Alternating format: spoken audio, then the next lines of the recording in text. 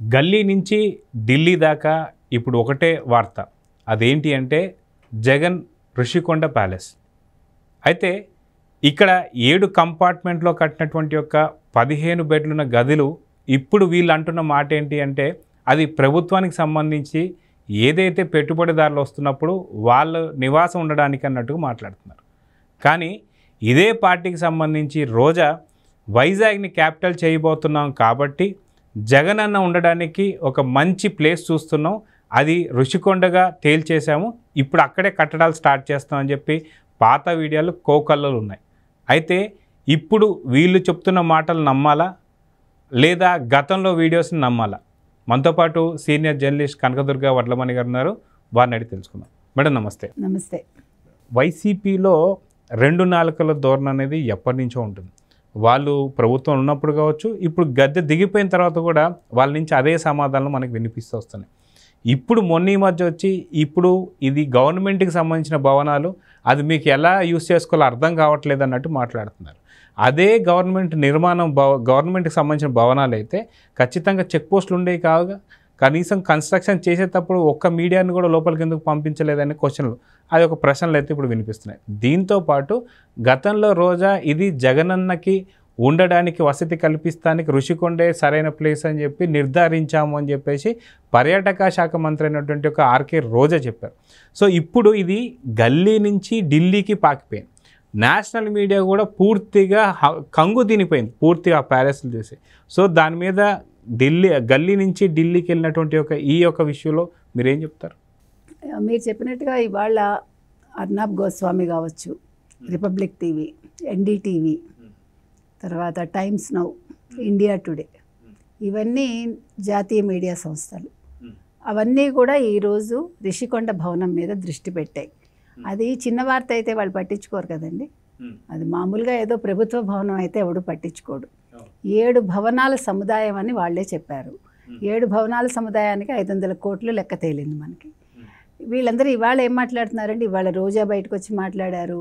ఇవాళ వాళ్ళకేదో వాళ్ళందరికీ కూడా ఒక జగన్మోహన్ రెడ్డి తోటి వాళ్ళకు ఒక సమావేశం జరిగింది. దానికోసమని ఆవిడ వెళ్లే ముందు ఆవిడ మాట్లాడింది. ఆ సమావేశం అయిపోయాక కొడాలి నాని మాట్లాడారు. ఇద్దరు ఏం చెప్తున్నారంటే అది ప్రభుత్వ భవనం, ప్రభుత్వం కోసం కట్టించాము, మేము అంతర్జాతీయ స్థాయిలో ప్రమాణాలతో దాన్ని కట్టించాము. అసలు చంద్రబాబు నాయుడికి ఇలాంటి భవనం తెలుసా? ఆయన కట్టించాడు మామూలు భవనాలు అని అంటూనే ఓ పక్క కట్టుబట్టలతో వచ్చేసామని ఆవిడే అంటుంది. కట్టుబట్టలతో వచ్చేసినప్పుడు డబ్బులు ఎక్కడ ఉంటాయి ఇలాంటి భవనాలు కట్టించడానికి? ఇంకో పెద్ద మాట ఏమందంటే ఆవిడ, ఒక ముఖ్యమంత్రి హోదాలో ఉండే వ్యక్తి అంటే జగన్మోహన్ రెడ్డి కొడాలి నాని అన్నాడు, ఆయనకేం కర్మ ప్రభుత్వ భవనాల్లో ఉండడానికి, ఆయనకేం కర్మ ప్రభుత్వ అతిథి గృహాల్లో ఉండడానికి, ఆయన సొంతంగా ఇల్లు కట్టుకుని వస్తాడట. వైజాగ్లో కూడా సొంతంగా ఇల్లు కట్టుకునేవాడేట ఆయన. అంటే ఈ భవనం ఆయన కోసం కాదు అని చెప్పడానికి వాళ్ళు నానా తాపత్రయపడుతున్నారు. ఇక్కడ ఒక్క పాయింట్ మాత్రం మనం మాట్లాడుకోవాలండి. ఆయనకి ప్రభుత్వ భవనాల్లో ఉండడానికి కర్మ అనుకుంటే ముఖ్యమంత్రి పదవి ఎలా తీసుకుంటాడు? అది కర్మే కదా, అది ప్రభుత్వ పదవే కదా. మరి ప్రభుత్వ పదవుల కోసం మీరు ఎందుకు అల్లాడిపోతున్నారు? గత ముఖ్యమంత్రి కర్మ అనుకున్నప్పుడు మంత్రులుగా పనిచేసిన ఎమ్మెల్యేలుగా ఉన్న మీరందరూ కూడా అది కర్మే కదా మీ అందరికీ కూడా.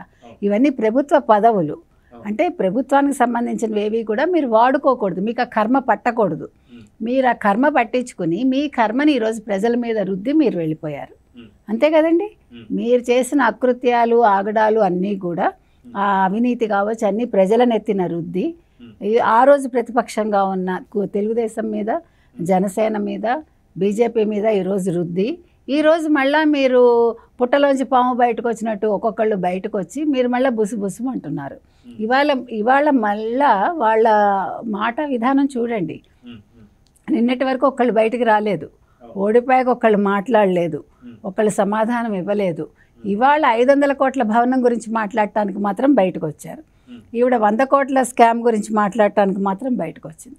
అయితే ఇక అర్నాబ్ గోస్వామి లేకపోతే మిగతా ఛానల్స్ విషయానికి వస్తే వాళ్ళందరూ కూడా అసలు నిర్ఘాంతపోయారండి.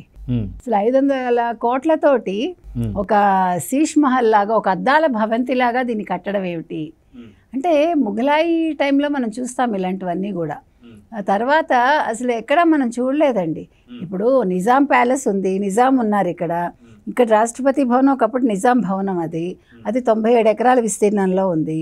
అది నిజాముల కాలంలోది అది, అంతేగాని తర్వాత ఎవరు కట్టించలా.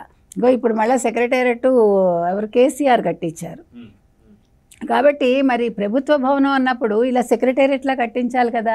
ఇంకో మాట అందండి ఆవిడ, సెక్రటేరియట్లు కట్టించాం మేమంటుంది. మరి ఎక్కడ సెక్రటేరియట్లు కట్టించారో ఆవిడే చెప్పాలి. తాకట్టు పెట్టారు కదా.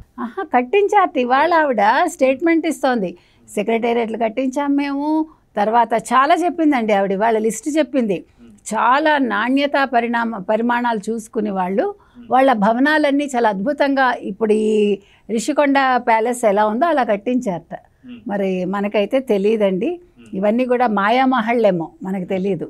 ఇప్పుడు ఇది భారతీ మహల్ కదా, రిషికొండది భారతీ మహల్ అయితే ఈవిడ చెప్పినవన్నీ మాయామహల్ అయి ఉండాలి, అది వాళ్ళకే తెలియాలి. ఇప్పుడు అర్నాబ్ గోస్వామి ఏమంటారంటే అసలు ఎందుకు అంటే వాళ్ళందరూ కూడా అదే అడిగారు, ఒక 35 lakhs పెట్టి ఒక బాత్ టబ్ అవసరమా, ఒక 13 lakhs పెట్టి ఒక కమోడ్ అవసరమా? వాళ్ళందరూ నిర్ఘాంతపోతున్నారు. ఒకవేళ రాష్ట్రపతి కోసమే అయితే, ఒకవేళ ప్రధానమంత్రి కోసమే అయితే అక్కడ మసాజ్ ఇవన్నీ ఎందుకు?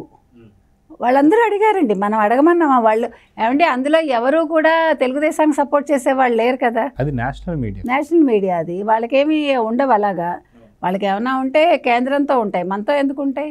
వాళ్ళు మాట్లాడారు ఇవన్నీ. అయితే ఒకవేళ నిజంగా ఇది ఒకవేళ రాష్ట్రపతి భవన్ కావచ్చు, లేదంటే గవర్నర్ సంబంధించిన భవన్ కావచ్చు, ఏదన్నా ఉన్నప్పుడు అది కన్స్ట్రక్షన్ జరిగేటప్పుడు అక్కడ ఒక బోర్డు వెలుస్తుంది, ఏంటి అంటే ఇక్కడ రాష్ట్రపతి భవనం నిర్మాణంలో ఉంది అని చెప్పేసి ఉంటుంది. కానీ ఇప్పటిదాకా జగనన్న ఉండడానికే అని చెప్పి పక్కా ఖచ్చితంగా ఇప్పటికీ రోజా వీడియోలు ఇప్పుడు మనకి చాలా వరకు సర్క్యులేట్ అవుతున్నాయి, వైరల్ అవుతున్నాయి. ఇంత త్వరగా వాళ్ళు మడమ తిప్పను అని చెప్పేసి ఏదైతే ఉంటుందో, అంటే వాళ్ళు మడమలు తిప్పరండి, మాటలు తిప్పుతారు. అది మనం అది అర్థం చేసుకోవాలి. అయితే ఇప్పుడు ఇందాక మీరు అన్నట్టు కూడా ఏదైతే కొడాలి నాని మాట్లాడుతూ జగన్ అన్నకి ఏం కర్మ, అసలుకి అక్కడెక్కడో ప్రభుత్వ భవనాలు ఉండడానికి అని చెప్పేసి అంటున్నారు. ఓకే, అయితే ఇప్పుడు మనకు బయటపడేది ఏంటంటే సచివాలయంలో కావచ్చు, లేకపోతే సెక్రటేరియట్లో పెట్టాల్సిన మీటింగ్స్ అంతా కూడా సెటప్ ఇంట్లో పెట్టుకొని దానికి కూడా అద్దె వసూలు చేశారని చెప్పి గవర్నమెంట్ నుంచి ఇప్పుడు ఆధారాలు ఉన్నాయి కదా, మరి అది కూడా వాళ్ళ కర్మ కాలే కదా. కోడెల శివప్రసాద్ ఇవాళ కూడా అంటున్నాడండి మాటలు, ఈ మనిషి వాళ్ళ కొడాలి నాని సిగ్గుందండి మనిషికి, చచ్చిపోయిన మనిషి గురించి ఇవాళ కూడా అలాగే మాట్లాడుతున్నాడు. అంటే వీళ్ళ ధోరణి మారదండి, చింత చచ్చినా పులుపు చావదు వీళ్ళకి. ఇప్పుడు పాము ఎంత కొట్టినా కూడా చూడండి ఇంకా ఎక్కడో ఉంటుంది, కొనూపిరి అలా ఉంది వీళ్ళ పరిస్థితి. ప్రజలు ఇంతలా మీరు వద్దు బాబోయ్, మీ బూతులు పడలేము, మీ నోర్లు పడలేము, మాకొద్దు మీరు అని అంటే కూడా ఇవాళ మళ్ళా వాళ్ళు అదే నోరేసుకుని ఇవాళ అలాగే మాట్లాడుతున్నారు. ఇంకా ఇవాళ కొంచెం రోజా గారు కొంచెం తగ్గి మాట్లాడారు చెప్పాలంటే. కొడాలి నాని ఏమీ మారలేదండి, రోజా కూడా ఇప్పుడు అవసరం కాబట్టి ఇంకా ఫస్ట్ టైం బయటకు వచ్చారు కాబట్టి ఆవిడ ఆ విధంగా ఉన్నారు. ఒక 4 రోజులు మళ్ళీ ఆవిడ పర్యటనలు మొదలు పెడితే మళ్ళీ పాత రోజానే మనం చూస్తాం. కాబట్టి ఇవాళ అర్నాబు వీళ్ళందరూ ఏం చేశారంటేనండి, ప్రజల దగ్గర నుంచి కూడా వాళ్ళు ఫోన్లో మాట్లాడిచ్చారు. వాళ్ళందరూ ప్రజలు కూడా నిర్ఘాంతపోతున్నారు.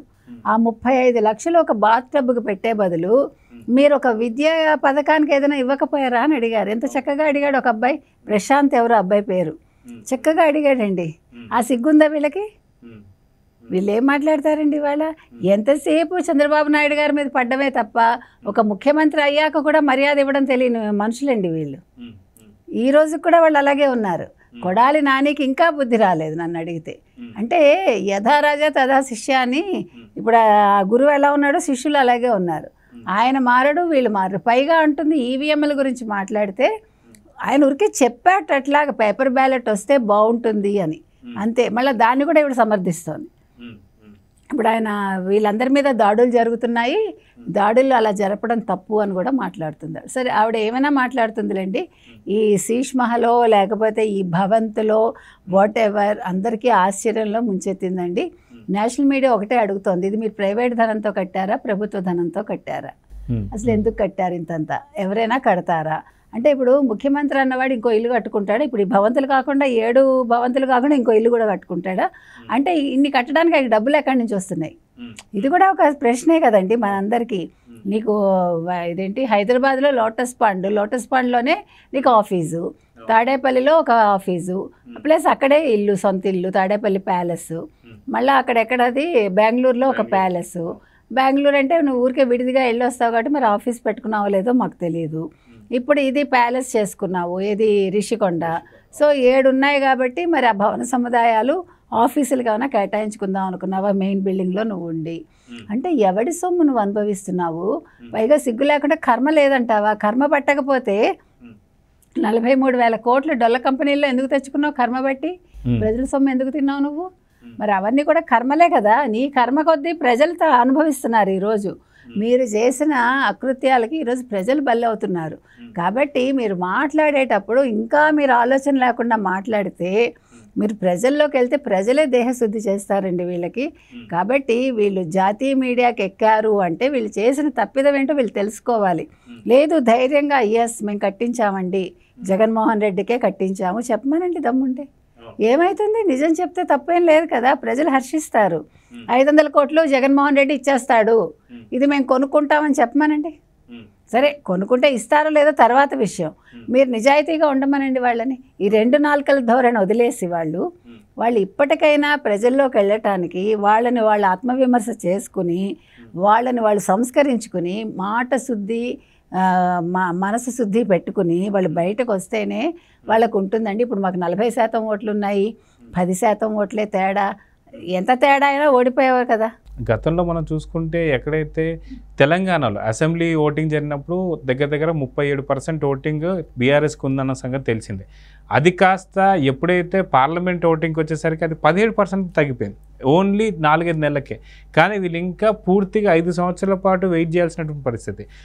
4-5 నెలలకే 37 నుంచి 17% పడిపోయినప్పుడు 4 సంవత్సరాలు 5 సంవత్సరాల తర్వాత అసలుకి ఉంటుందండి? పార్టీ ఉండదండి. ఇప్పుడు వీళ్ళందరూ కూడా మూటాముల్లే సర్దుకోరంటారా మీరు? అందరూ ఎవరి దారి వాళ్ళు చూసుకుంటారు. ఆయన పట్టుకుని ఎవడుంటాడండి? అయితే దీనిపైన ప్రత్యేకంగా నేషనల్ మీడియాలో ఇవన్నీ ప్లే అయిన తర్వాత బీజేపీ కూడా కన్నెర్ర చేసింది. ఖచ్చితంగా దీని మీద ఒక దర్యాప్తు సంస్థను తీసుకురాబోతుంది. ఒక సిట్ కానీ సిబిఐని అని వేసి దీని వెనుకున్నటువంటి యొక్క నిజాలన్నీ బయటకు తెలుస్తానికి నేషనల్ మీడియా వచ్చిన తర్వాత స్పందించింది అన్నట్టు కొన్ని వార్తలు అయితే వస్తున్నాయి. నిజంగా అలా స్పందిస్తే ఖచ్చితంగా ఈ యొక్క వైసీపీ ఎవరెవరైతే మాట్లాడుతున్నారో వాళ్ళందరూ కూడా జైలుకి వెళ్ళే అవకాశం ఉందంటారా? ఎందుకుండదండి. ఇప్పుడు ఇందాక ఇంకో మాట అంది రోజా గారు, ఇది 100 కోట్ల స్కామ్ అంటే ఆడుదాం ఆంధ్రాకి బడ్జెటే 100 కోట్లు అయినా ఆ బడ్జెట్ మాకు తెలియదు. ఎందుకు తెలియదుటంటే ఆవిడకిను బైరెడ్డి సిద్ధార్థ రెడ్డికి ఇద్దరికి తెలియదుట. వాళ్ళిద్దరూ పనులు అయితే చేశారట అంతే. ఆ సెక్రటరీ ఎవరో టెండర్ వేశారట, టెండర్ ఎవరికి ఇచ్చారో కూడా వీళ్ళకి తెలియదుట. అది 100 కోట్ల టెండరా ఎంత అనేది కూడా అంటే 100 కోట్లు అని తెలుసు, టెండర్ ఎవరికి ఇచ్చారో తెలియదు వాళ్ళకి. అర్థమైందా మీకు? సో వీళ్ళు ఆడేశారు అంతే, పనులు చేసేసారు అంతే. ఆ 100 కోట్ల టెండర్ ఎవరికి వెళ్ళిందో వాళ్ళకి తెలియదు. అది 100 కోట్ల టెండర్ అయితే 100 కోట్ల స్కామ్ ఎలా అవుతుంది? మేము వీళ్ళందరికీ డబ్బులు ఇచ్చాం కదా అంటుంది. మరి ఇప్పుడు డబ్బులు నువ్వెలా ఇస్తావు? నీకు సంబంధం లేనప్పుడు, టెండర్ ఎవరికి వెళ్ళిందో తెలియనప్పుడు టెండర్ వెళ్ళిన వాడు కదా కట్టుకుంటాడు డబ్బులు. మరి డబ్బులకు నీకు సంబంధం ఏంటి? 100 కోట్లని నీకు ఎలా తెలిసింది? నీ పని ఏంటి? అప్పుడు నువ్వు ఒక మినిస్టర్గా నువ్వు పర్యవేక్షించాలంతే. అప్పుడు డబ్బులతో నీకు సంబంధం లేదు. సో ఆవిడంతటా ఆవిడే దొరుకుతోందండి, ఆవిడంతటా ఆవిడే మాట్లాడుతోంది. కాబట్టి ప్రతి ఒక్కటి మీరు చెప్పినట్టుగా ఇప్పుడు కేంద్రం ఏదైనా ఒక కమిటీయో లేకపోతే ఒక సిట్ లాంటిదో వేసి ఈ అవినీతులన్నింటి మీద ఒక దర్యాప్తు జరిపించి ఎవరెవరు జైలుకి వెళ్ళాలో చూస్తే మొదట జగన్మోహన్ రెడ్డి, తర్వాత రోజా గారు, తర్వాత వరుసగా మంత్రులు అంటే మాజీ మంత్రులు అందరూ వెళ్ళి అక్కడ ఓచలు లెక్క పెట్టుకుంటూ అప్పుడు భూత పురాణం అక్కడ వాళ్ళు చేసుకోవాలంతే. సో చూద్దాం మేడం, ఖచ్చితంగా సిబిఐ కావచ్చు, సిట్ కావచ్చు, కేంద్రం నుంచి అయితే ఒకటి దర్యాప్తుకు రావనుంది అన్నట్టు వార్తలు అయితే వస్తున్నాయి. నిజంగా వస్తే వీళ్ళ మీద ఎలాంటి దర్యాప్తు జరుగుతుంది, వీళ్ళకి ఎలాంటి శిక్షలు పడుతుందో వెయిట్ చేసి చూద్దాం. నమస్తే.